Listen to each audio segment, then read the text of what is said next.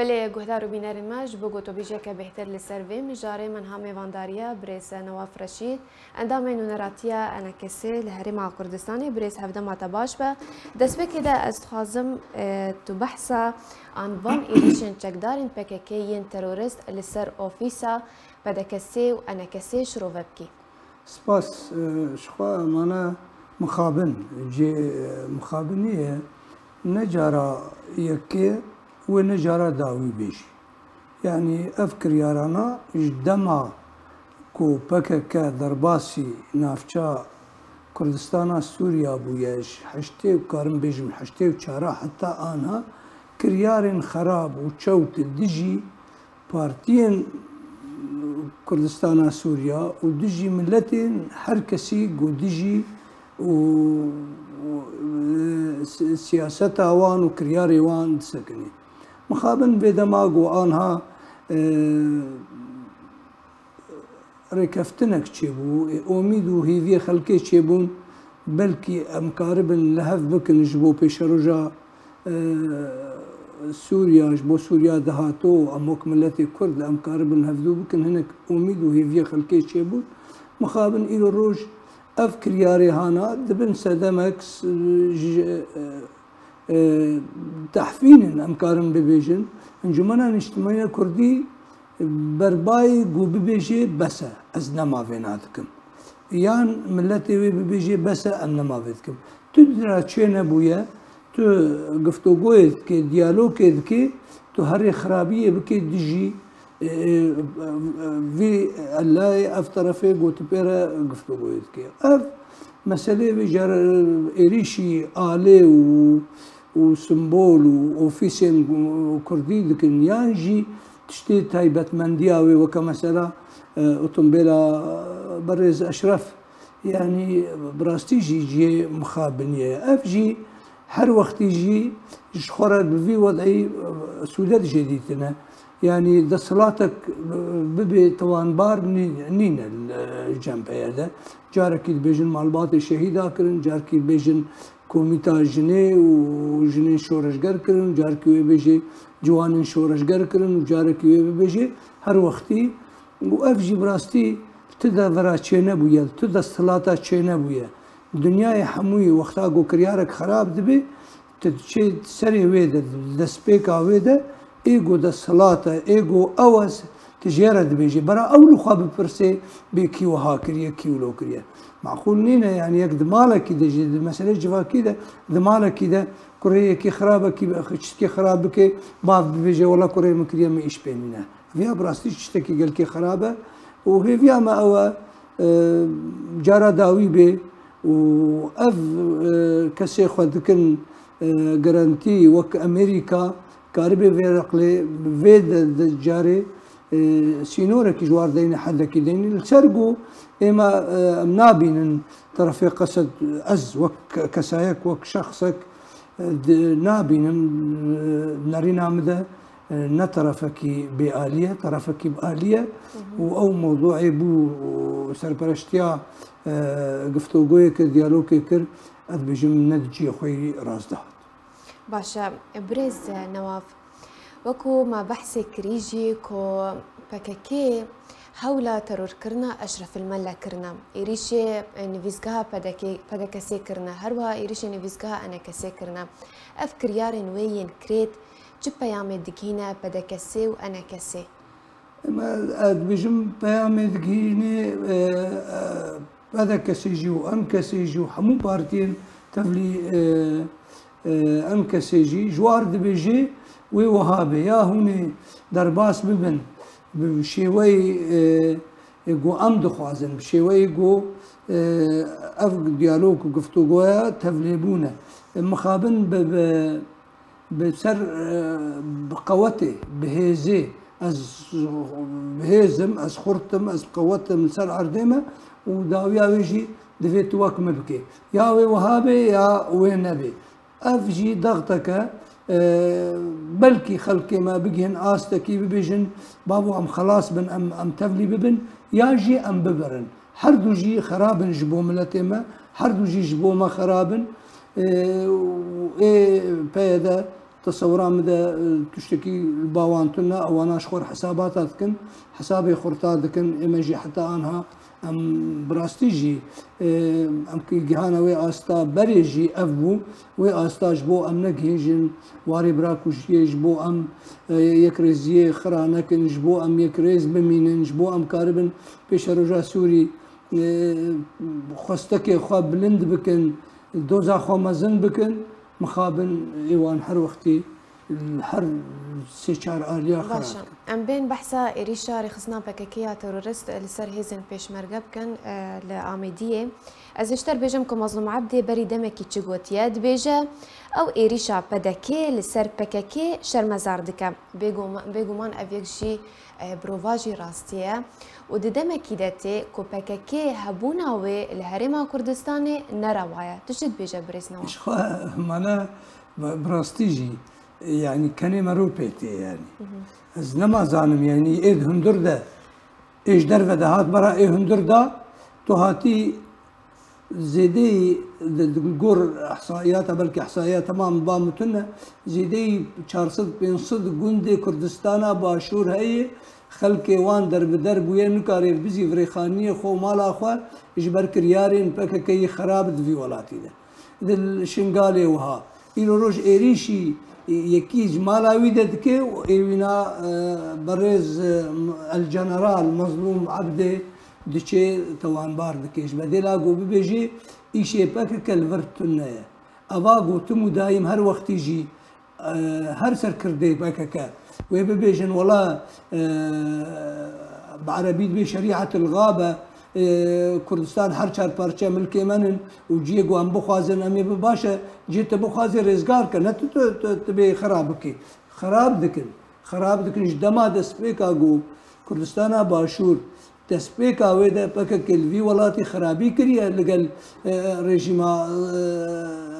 صدام وغيري وينا خرابي كريا هاو دسوان هاتي إلو روش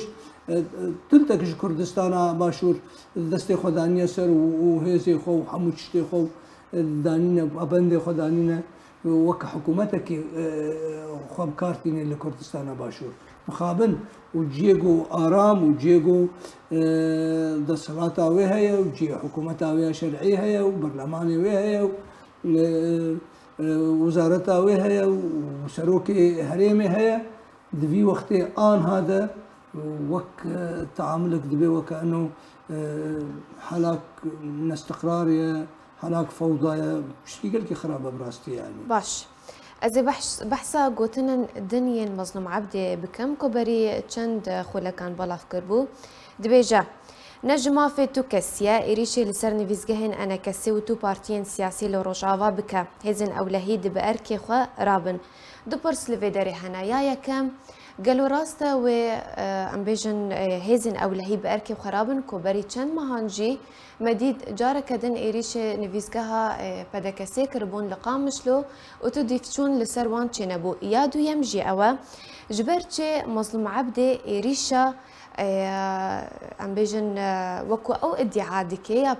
يا بدكي لسر بككي شرمزار دكا لإيريشا رخصتنا بككي يا ترورست لسر بدكسي وانا كسي دنيفا شفيدا وهولا ترور كرنا جيجري سروكي خواجهية دربيسي انا كسي شرمزار ناكا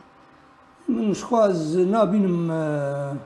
مظلوم عبدي خدي الصلاة يعني دسلاتيا وينا او دسلاتيا ومدسبيك اذا جيغوت نبي آلية جيب آلية وقتا قو شرمزار دكي وقت رفك شرمزار دكي نو كسكي بلاي شرمزار دكي وشرمزار اوي يجي نجي خده نراستيا ويها يك المال اخويا العرض اخويا الخاك اخويا ايدي هاتيش درفة ده هاتيا شرمزار دكي بس وقتا قو يكتي ايمن ازد بيجم هقر ايرو روج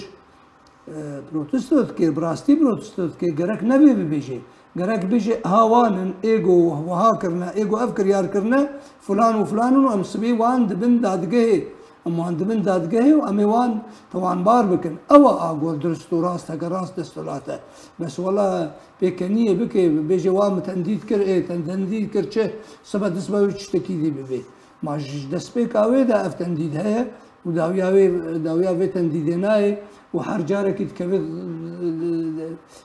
جنهباريا لا يكي طرفك وكست الصلاة سركسيتنا خابن يعني لو تبجا وهيزن او لهي لجوري قانوني وبأركي خرابن باشا برا ديار بكن سر خلكي اش خلكي را افاقو ريجيما اسد خلكي قبول نكر و يك توان بار بدزيكا بيجن فا توان بار بو يا سبي بيجن ولا ما قرتو شو شهيد شو يا والله ما قرتو شو باز دا يعني دفي بيجن كينه چلايه چ طرفه كيجا ريخستناوان وغريدايه وبو چكرنه وتوان بار ببن وسر خلكي ببيجن حتى خلكي كي راحت ببي اما يا از دبيجن براستي از قلكي بمطرسيك مظن ليد نرم ايش غيري فان مسألة حوارات او سكنا حواري وبي ليد نرم از مطرسيك دخنزكي خلكي ده حريك شمال اخو بترسيبي والله سبي يرو اشرف الملا وسبي ازم داليش بو خلك شول بكن خلك ضرب ابجي از مجبور دبن از نرنا خراب لي بنرم يعني تشتكي قال كي خرابه براستيجي بتدرى هذا نبوي خلق الدفرك دميني وقت يقو امان هبي وقت سلامتي هبي وقت امان وسلامتي نبي خلقنا مستعده بميني جبو جيانا خوش بو حياه اخو دس بدي تفش حموشتي خبرتي وافجي يك ارمان جواي باش دنارين هتدا هفدمي درسكرنا فان كلمان جاليه رخصنا باكيكي يا تيروريستا اللي بيش فان دانوستاندنان بيش روجا فان دانوستاندنان چيا؟ من از يفيدك مشاش بن بس از تو اميدنا بينم از نقش بينم دفي دانوستاندنان دش برقو دسبيك اويدا هقر ام فقرن اما جبوني برز آلدار خبر 24 ده تبيجي مالاته نزيك تشتكي نبا ازي حواري بكم ازي گفتگوي بكم ازي ديالوجي بكم بس جنابت بحسابك كي بكي جنابت بحساب عقد الاجتماعي بكي جنابت بحساب الورداء خوندني بكي جنابت بحساب الدفاع ذاتي بكي جنابت بحساب رخصتني جنيه بكي جنابي وافيا حمو شراكتيا اداريه جنابي تبكي وحتى نصالك شيء انا اخو وامي شبكن يعني ام هاتنا شبكن يعني ام هاتنا ونصاحب كنتين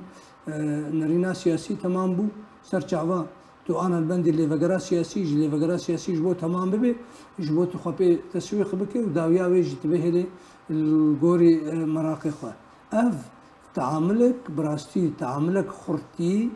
بخرتي بوني بقوتي تعاملت كيف طرفي ديره او يا قرك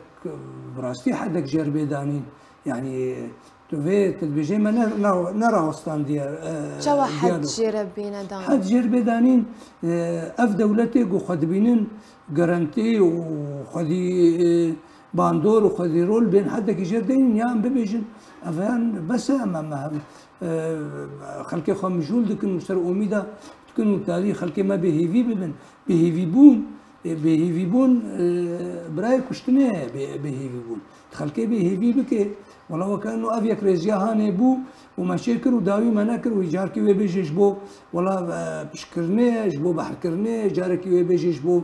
نزانم تشيا جاركي ويبيجيش بو تركيا جاركي ويبيجيش بو تلافيا جاركي ويبيجي ترك قبول ناكن شيور من ديوانه جاركي ويبيجي برز سروك مسعود برزاني قبولنا افهموا بهاننا مخابن قرك حدك جربي دانين وانها بشتي في فان تصريح ومقابلات جو الدار كرنا قرك انجمن اجتماعي كردي لي برسينا كي فقر القرنت دار بيجي بيكات وتشتكي يعني حتى بكنجي امي بمشن مكاتب ما وخلك ما وارمانج دبن وداويا بيجي دبيجي تشتكتنا شهيه ما دام ولو شهيه وام نقل سن روازن مجلس كرك خنا بيني قلسوا لواز تشتاقوا الباما هي الباوانتنا اوان راشده تفنقا خلكي وتفنقا خلكي شري ملتي خدكن شري ملتي كان شري مكونه كيدي بكن بيك هاكي غيري كردا بيبا كرد درب كرده ايجو كتحب ساده كرده وايجو نها روشاوي نديار كرده حمو كردن يكي عرب تنا فيرو شاهاني ده وداويا حياة كان تواتي بيدا صلاة شبو خاطري تكردات نبكي يعني. باش گەلێ سپاس ji bo mêvanê min Nawaf Reşîd endamên nûneratiya Nekesê li Herêma Kurdistanê tîmire bûyî ji stûdyoya Rêbaz.